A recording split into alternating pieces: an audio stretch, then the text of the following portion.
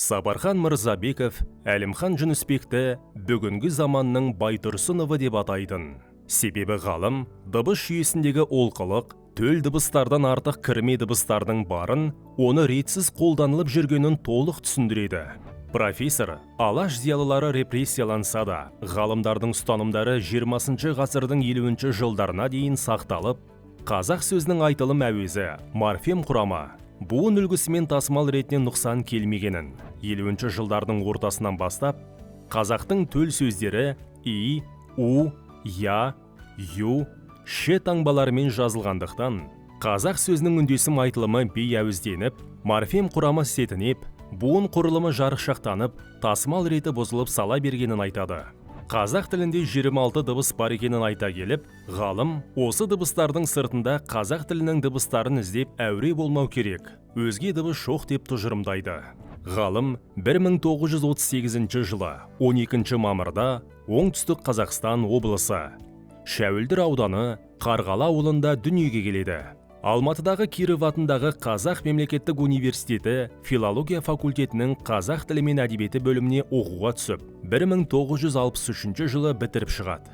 1999 жылы профессор ғылыми атағын алады. Ахмет Байтұрсынұлы атындағы тіл білімі институтына кіші ғылыми қызметкер болып қызметке кіреді. 1964-1967 жылдары Андрей Жданов атындағы Ленинград мемлекеттік университетіндегі академик Лев Щерба атындағы фонетика зертханасында тағылымдамадан өтеді.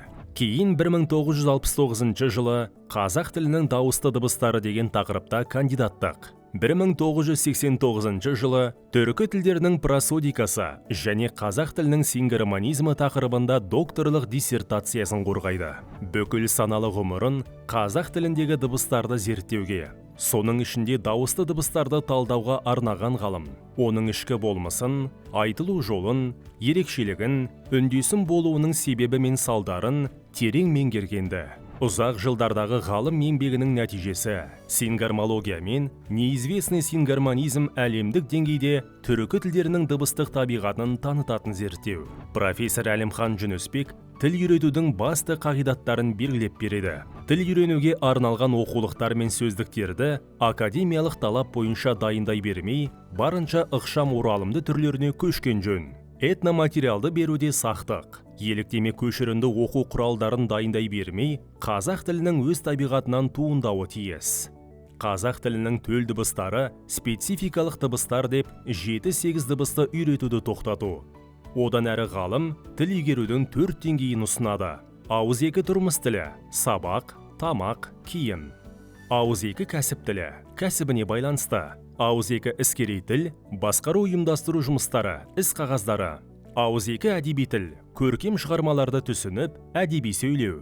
Қазақ тілін жеңіл әрі жылдам үйретудің жолын модель арқылы оқыту бойынша көрсетеді. Әлімхан Жүнісбек қазақ тіл танымында өзіндік орны бар ғалым.